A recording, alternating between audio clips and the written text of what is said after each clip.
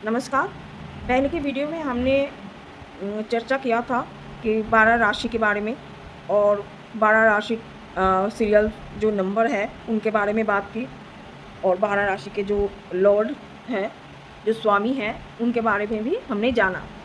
आज के वीडियो में हम जानेंगे कुंडली के जो 12 भाव हैं, उन 12 भावों में कौन कौन से भावों में क्या क्या काम होता है। ठीक है जी, तो चलिए शुरू करते हैं। पहले हम यहाँ पर एक कुंडली बना लें।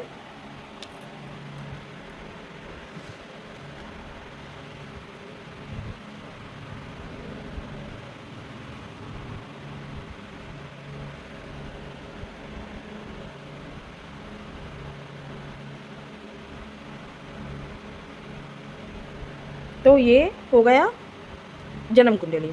इनके कितने भाव है? 1 2 3 4 5 6 7 8 9 10 11 12, ये है भाव। यहाँ पर 1 नंबर लिखा है, तो ये जो भाव है, ये जो खाना है, इनका कोई परिवर्तन नहीं होता। ये 1 नंबर है तो ये 1 नंबर भाव ही है, ये 2 नंबर है तो ये 2 नंबर है, ये 3 नंबर है तो ये 3 नंबर ही है। इन भावों का कोई परिवर्तन नहीं होता। अगले वीडियो में हम जानेंगे कि राशि कैसे स्थित होती है। आज हम सब नंबर से आपको भाव के बारे में बोला है, भाव को जानेंगे, क्योंकि ज्योतिष को समझने के लिए राशि, भाव और ग्रह को समझना बहुत ज़रूरी है। पहले तो इनको हम अच्छे से समझें, क्योंकि इनके बगैर हम कुछ भी नहीं कर सकते। ठीक है, तो ये जो भाव हमने नंबर से लिखा है, ये भाव को आप समझिए कि इस भाव इन भावों का कोई परिवर्तन नहीं होता। तो ये पहला भाव है, ये पहला भाव ही रहेगा। और ये इसका जो काम है, ये है फर्स्ट हाउस, ये second house, third house, fourth house, fifth house, sixth house, seventh house, eighth house, ninth house, 10th house, 11th house and 12th house. ठीक है जी, तो अब जानेंगे कि ये जो अलग अलग खाना है, इनको हम खाना भी बोलते हैं, भाव भी बोलते हैं, हाउस भी बोलते हैं। तो ये जो पहला भाव है, ये हम स्वयं हैं।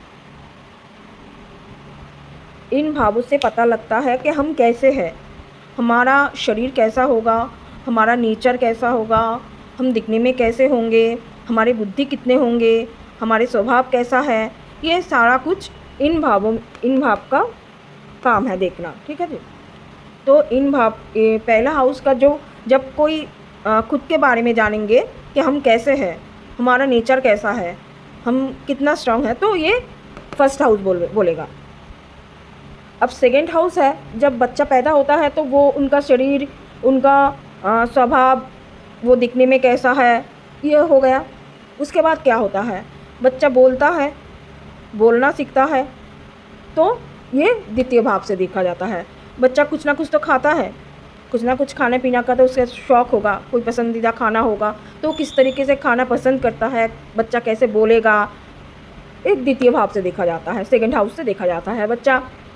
बच्चे का जो बचपन, मतलब माता पिता के जो फैमिली है, कुटुंब, उन बच्चे का कुटुंब कैसा होगा, बच्चे का फैमिली, जो बचपन का जो फैमिली है, उसका जो संस्कार, बच्चे के फैमिली का जो संस्कार है वो कैसा रहेगा, ये सब कुछ द्वितीय भाव से बोला जाता है। द्वितीय भाव से ये भी देखा जाता है, इसको धन भाव भी बोला जाता है, क्योंकि बच्चा जब बड़ा होता है वो कितना कमाएगा, कितना धन अर्जित कर पाएगा स्वयं से, और कितना वो अपने पास धन को संचित कर पाएगा, ये सेकेंड हाउस से देखा जाता है।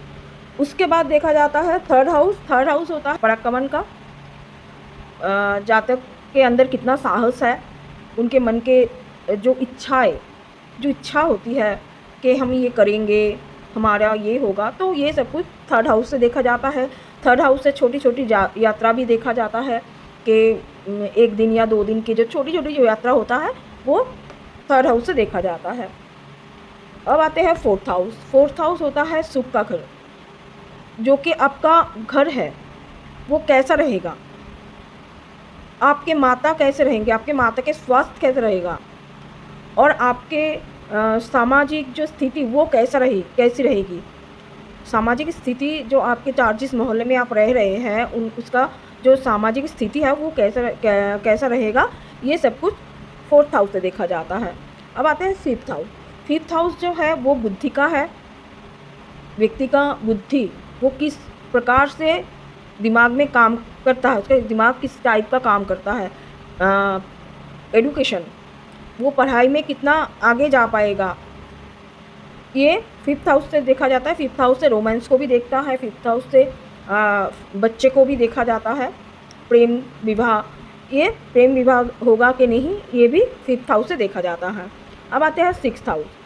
अब जब इतना कुछ हो गया तो ये जो सिक्स्थ हाउस है ये है रोग, ऋण, रिपु, ठीक है जी।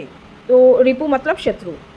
तो इतना कुछ होने के बाद कुछ ना कुछ, अब हम पैदा हुए हैं, जन्म लिया है, तो कुछ ना कुछ तो भुगतना है। तो किस टाइप के रोग हमारे जीवन में हो सकता है, कब होगा, ठीक है, ये सिक्स्थ हाउस से देखा जाता है। शत्रु कितने होंगे, सिक्स्थ हाउस से देखा जाता है। अब आते हैं सप्तम हाउस। ये है पार्टनर का, वो आपके लाइफ पार्टनर भी हो सकता है, बिजनेस पार्टनर भी हो सकता है, बिजनेस के लिए भी देखा जाता है, ये सेवेंथ हाउस। अब आते हैं अष्टम भाव, एट्थ हाउस। एट्थ हाउस से आयु को देखा जाता है कि व्यक्ति के आयु क्या है, और यहाँ से व्यक्ति के तंत्र मंत्र साधना व्यक्ति कितना करता है, या फिर इनके ऊपर इसका कोई प्रभाव है कि नहीं, अष्टम हाउस से देखा जाता है।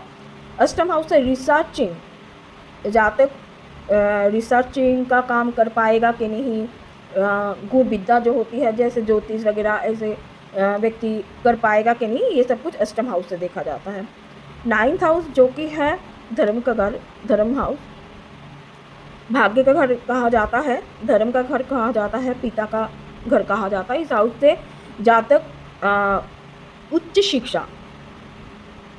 उच्च शिक्षा प्राप्त कर पाएगा कि नहीं, जातक के पिता के साथ संबंध कैसा रहेगा, पिता के स्वास्थ्य कैसा रहेगा, नाइन्थ हाउस से देखा जाता है। जातक लाइफ में कुछ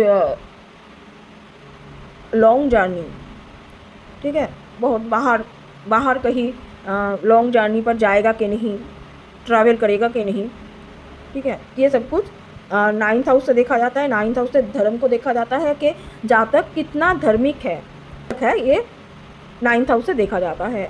अब आते हैं टेंथ हाउस। टेंथ हाउस है करियर का हाउस, मान सम्मान का हाउस।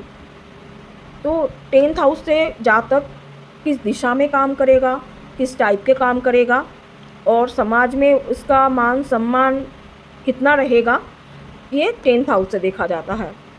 अब आते हैं 11th हाउस। 11th हाउस जो है ये लाभ भाव बोला जाता है।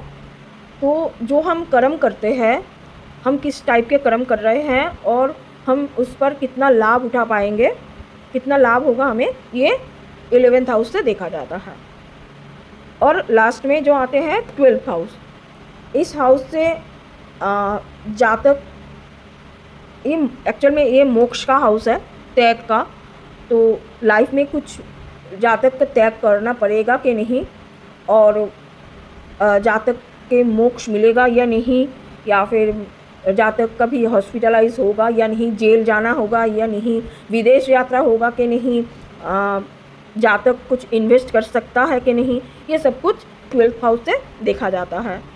तो आशा करती हूँ आपको समझ में आया होगा, और अगर वीडियो पसंद आया हो तो वीडियो को लाइक शेयर कमेंट ज़रूर करना, और चैनल को सब्सक्राइब करके बेल आइकन को प्रेस कर देना, ताकि हमारे अगले वीडियो जब अपलोड हो तो तुरंत नोटिफिकेशन आपके पास पहुंच जाए। तो बहुत बहुत शुक्रिया।